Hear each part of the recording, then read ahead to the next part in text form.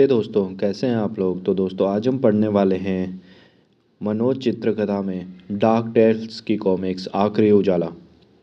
यह उस समय की बात है जब समुद्री लुटेरे कुत्तों की भांति यात्रा पर निकले व्यापारी जहाज़ों की गंध सूंघते रहते थे।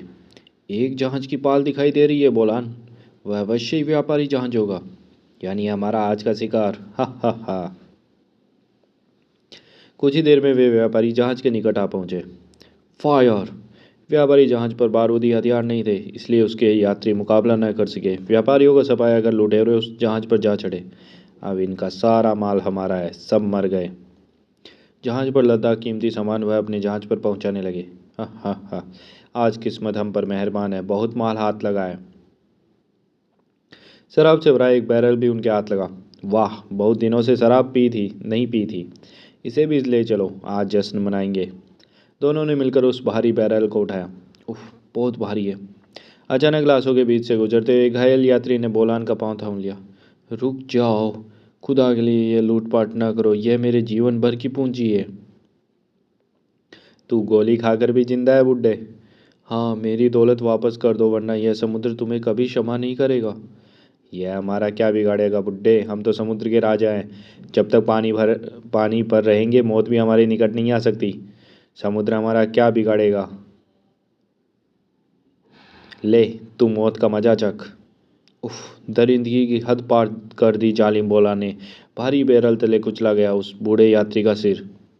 कुछ देर बाद वे अपने जहाज पर लूटी हुई शराब का आनंद ले रहे थे। हा हा हा। हमारी कामयाबी के नाम। जोश में अधिक शराब पी जाने के कारण थोड़ी देर में तीनों धुत हो गए। सुबह सबसे पहले बोलान का नशा टूटा। अरे, ये हम किस तरफ आ निकले। उसने तुरंत अपने दोनों साथियों को उठाया। दोस्तों, लगता है हम भटक कर किसी अनजान टापू के निकट आ पहुंचे। जहाज टापू पर ले चलो, वहीं बैठकर वापस लौटने का नक्शा बनाएंगे। लेकिन उन्हें यह नहीं पता था कि उस टापू के गिर्द पानी के नीचे खतरनाक नुकीली चट्टानों का जाल बिछा है। यह क्या हुआ। जहाज के पैंदे में छेद हो गया। हमारा जहाज टूट गया, अब क्या करें। वही जो चूहे कर रहे हैं। कहावत है कि डूबते जहाज को सबसे पहले चूहे छोड़कर भागते हैं। अपने हथियार संभाल कर उन्होंने छलांग पानी में लगा दी। टापू पर पहुंचकर उन्होंने दूसरा आघात हुआ। ओह, यह तो बंजर टापू और चारों ओर चट्टानें हैं। जहाज टूट चुका है, अब यहाँ से वापस कैसे जाएंगे। चिंता मत करो दोस्त, एक रास्ता है। हमें इस टापू पर एक लाइट हाउस का निर्माण करना होगा।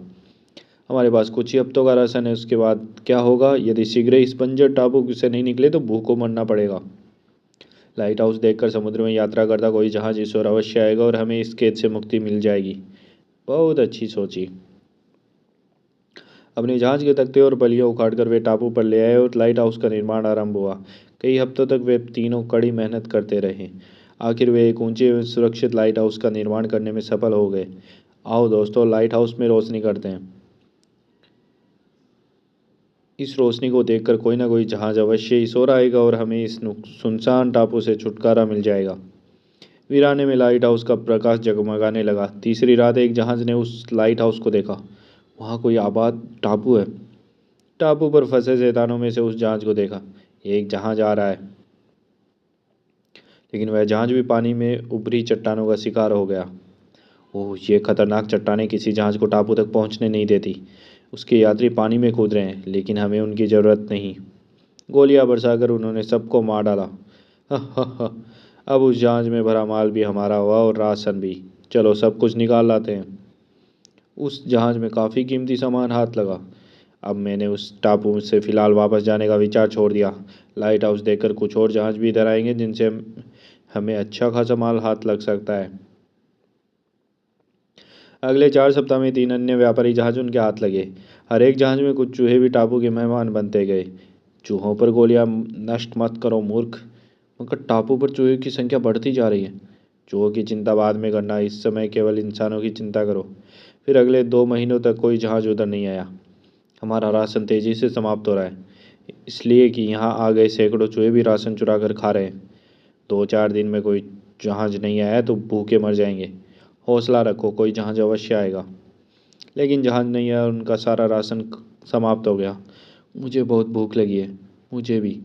यह क्या, बच्चों की तरह भूख भूख चिल्ला रहे हो। चुप करके सो जाओ, वरना बोलान के क्रोध से वे परिचित थे, इसलिए खामोश हो गए।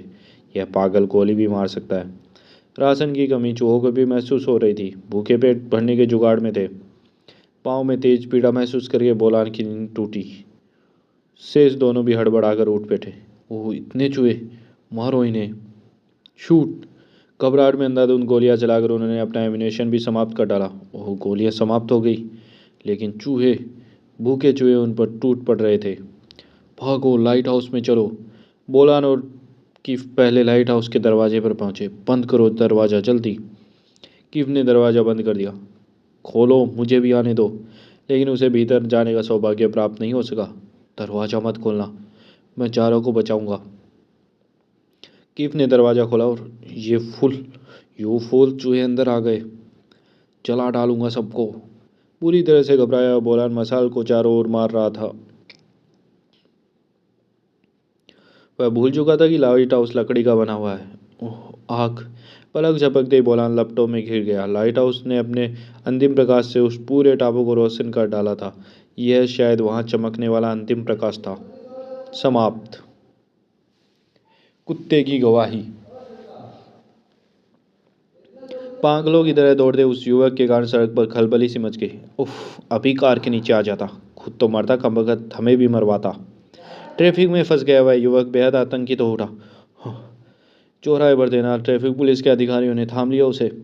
सड़क के नियमों का उल्लंघन करने पर अब पैदल चलने वाला को भी चालान काटा जाता है। कुत्ते की तरह जबड़े उचाक कर भयानक ढंग से गुर्रा उठा वो युवक, और कुत्ते की तरह बिलबिलाकर ट्रैफिक पुलिस की बाजू पर अपने दांत गड़ा दिए उसने। अगले पल गुर्राता हुआ भाग पड़ा वह युवक। उफ, ये तो पागल है, पकड़ो उसे! बौखलाहट से उस युवक ने डिपार्टमेंटल स्टोर में प्रवेश के साथ ही खुद से अटक रही उस ज्योति को काट लिया।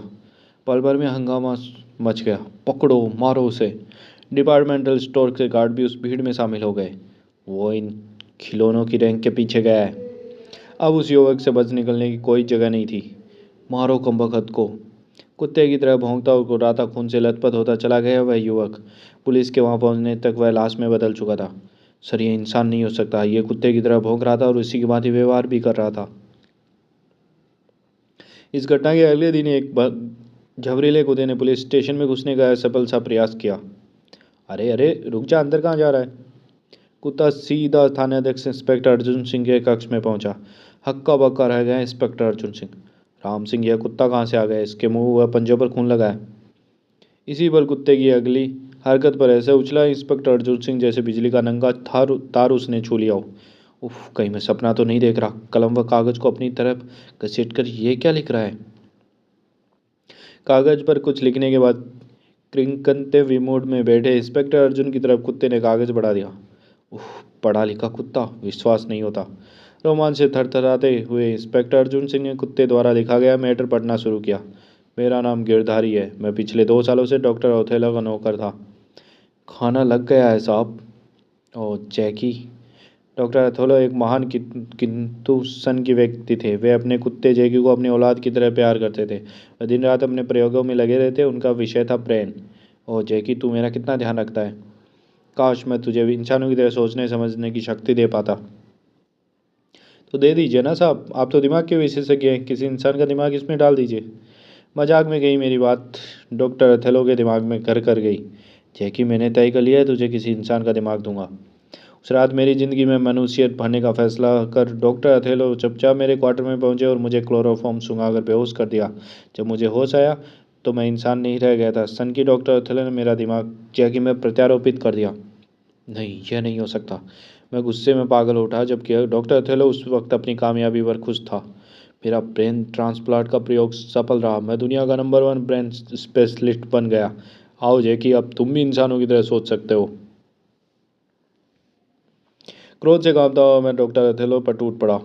जैकी, जैकी, होश में आओ। यह क्या कर रहा है तू? तुझे तेरे शैतानी काम की सजा दे रहा हूँ दरिंदे। चीर फाड़ कर सुखा दिया मैंने उसे। वह पत्र पढ़कर जैसे स्टेचू में बदल गया था इंस्पेक्टर अर्जुन सिंह। मेरी तरफ गौर से देखो इंस्पेक्टर, मैं कुत्ता नहीं हूँ, मैं गिरधारी हूँ। अपना जुर्म स्वीकार करता हूँ। मुझे फांसी दो इंस्पेक्टर, क्योंकि अब मेरे जीने का कोई मतलब नहीं। डॉक्टर ओथेलो की विभत्स लाश उसकी प्रयोगशाला से जब्त कर ली गई। यह भी पता चला कि भीड़ द्वारा मारा गया जाने वाला पागल युवक गिरधारी था, जिसमें जैकी का दिमाग प्रत्यारोपित कर दिया गया था। लेकिन कानून भला एक कुत्ते की हत्या का मुजरिम कैसे ठहरा देता। विश्व के इतिहास में यह पहला अजीबोगरीब केस है जो इसकी इसलिए खारिज किया जाता है क्योंकि अभियुक्त एक कुत्ता है और अगले दिन शहर की भीड़ भरी सड़क पर एक चलती बस के नीचे आकर कुचला गया एक कुत्ता जो कि जैकी था। वह जैकी जिसमें गिरधारी का दिमाग था। आत्महत्या कर ली थी गिरधारी ने। सूना टापू जलगांव का समुद्री तट सैलानियों के लिए विशेष आकर्षक का केंद्र था। अश्वनी खन्ना ने अपनी पत्नी नीलम के साथ खेत सैर का प्रोग्राम बनाया था। आज मौसम कुछ खराब है साहब जी, समुद्र में ज़्यादा दूर न जाएं। ठीक है, हम जल्दी लौट आएंगे। अपना ख्याल रखिएगा साहब जी। 5 दिन पहले गोल्डन फिश नामक नौका में गए 2 आदमी आज तक नहीं लौटे। उस दिन भी मौसम खराब था, लेकिन हम लौट आएंगे। गोल्डन फिश के बारे में मैंने अखबार में पढ़ा था अश्विनी। कृपाल और गौतम नामक 2 युवक उस नौका से ही समुद्र में गायब हो गए। होने दो, इस समय केवल अपने विषय में सोचो। देखो कितना मौसम सुंदर है। समुद्र में कुछ दूर आने के बाद अचानक तेज हवाएं चलने लगी। अश्विनी, तूफान आ गया। घबराओ मत प्रिय, कुछ नहीं होगा, मैं नाव संभालता हूँ। लेकिन तूफान काफ़ी तेज था। अश्विनी नाव को संभालने में असफल रहा। डैम इट, यह तो काबू में नहीं आ रहा। तेज हवा के कारण नौका पानी में तिनके की भांति बह रही थी। अचानक एक ऊंची लहर ने नौका को पलट दिया।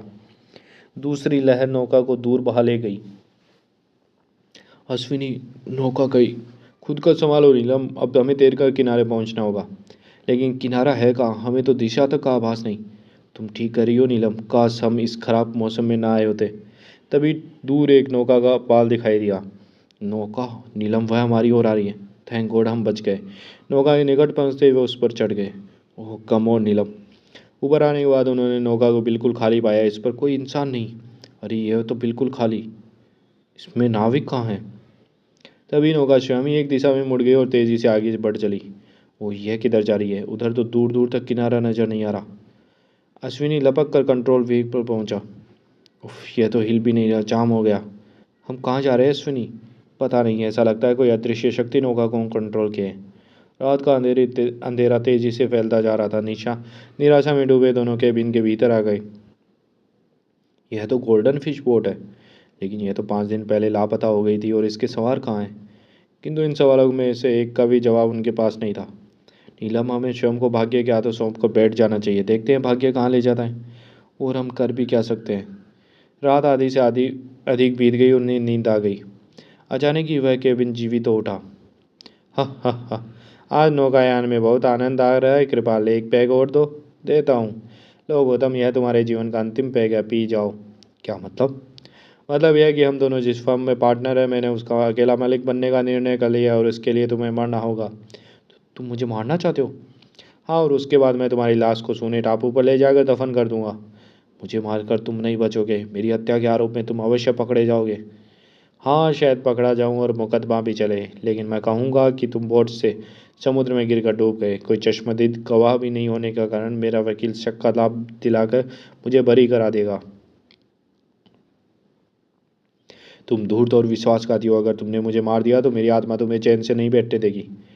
टू हेल विद योर आत्मा। अश्विनी और नीलम एक साथ घबरा कर जागे। अश्विनी, मैंने सपने में एक हत्या देखी। कृपाल नामक व्यक्ति ने गौतम को गोली मार दी। क्या? मैंने भी बिल्कुल ऐसा ही सपना देखा। कृपाल कह रहा था वह लाश को सूने टापू पर दफन करेगा। हम दोनों ने एक ही सपना देखा। यह कैसे हो सकता है? मुझे तो लगता है इस बोट पर भूतों की छाया है। आओ बाहर चलते हैं। वे केबिन से बाहर आ गए। अरे यह तो सुबह हो गई और वह देखो सूना टापू। मैं एक बार अपने मित्रों के साथ यहाँ आ चुका हूँ। बोट तेजी से टापू की ओर चली जा रही थी। इसे सूना टापू क्यों कहते हैं? इसलिए कि यह वीरान टापू है, इस पर कोई नहीं रहता। कभी कभी सैलानी यहाँ पिकनिक मनाने आते हैं, लेकिन इस वक्त यह टापू सूना नहीं था। बोट किनारे पर आकर रुकी। बोट? यह तो गोल्डन फिश ही है, वापस कैसे आ गई? अश्विनी, वह देखो एक आदमी। अरे ये तो कृपाल है। कृपाल ने तुरंत पिस्तौल निकाल ली। कौन हो तुम दोनों? मेरा नाम कैसे जानते हो? हम तो यह भी जानते हैं कि तुमने अपने पार्टनर की हत्या की है। तो तुम्हें कैसे पता चला? और यह बोट? मैं जब गौतम का शव यहाँ दबा रहा था तो यह बोट स्वयं किनारे पर से गायब हो गई। तुम्हें कहाँ मिली? तभी एक स्वर गूंजा। इन लोगों को यहाँ मैं लाया हूँ कृपाल। मैंने तुमसे कहा था ना कि मरने के बाद मेरी आत्मा तुम्हें चैन नहीं लेने देगी। अब ये लोग तुम्हें ले जाकर पुलिस के हवाले करेंगे। मेरी आत्मा तुम्हारे निकट खड़ी है। शराफत से अपने आप को इन दोनों के हवाले कर दो। मैं इन दोनों को ही मार डालूंगा। अश्विनी। तभी ऐसा लगा कि जैसे कि अदृश्य शक्ति ने कृपाल को उठाकर नीचे पटक दिया हो। कृपाल बेहोश हो चुका था। नीलम, मुझे लगता है गौतम की हत्या ही हमें यहाँ लाई। वह अपने कातिल को सजा आत्मा ही हमें यहाँ लाई, वह अपने कातिल को सजा दिलाना चाहता है। अश्विनी, हमारी इस कहानी पर कौन विश्वास करेगा कि हम एक आत्मा के प्रभाव से में सूने टापू पर गए थे? कोई विश्वास करे या न करे, लेकिन यही काफ़ी है कि हम कातिल को पकड़ कर ले जाएं। पुलिस इससे स्वयं सच्चाई उगलवा लेगी। समुद्र अब शांत था। अश्विनी नौका को जलगांव की ओर लिए जा रहा था। समाप्त।